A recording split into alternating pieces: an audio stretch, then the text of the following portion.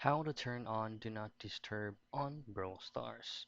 Now, first things first, before we go into that specific option, you're gonna make sure that you're currently running the latest version of Brawl Stars.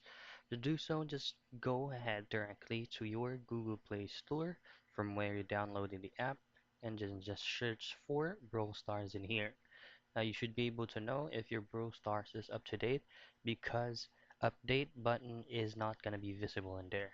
But if it's visible, then just simply tap on it and it will automatically update by itself. So the reason why you would like to have an updated version of Brawl Stars is because the option of Do Not Disturb might not be visible if you're currently running with the old version of Brawl Stars. So just make sure that you're updated. So what you need to do is access your Brawl Stars and make sure that you log into your account. Now just go directly to the settings, which is going to be the three lines at the top right portion of your screen, and head over to settings. So as you can see, there is an actual option here that says mute team invites. So this is actually the do not disturb option. It works the same thing, and that's it.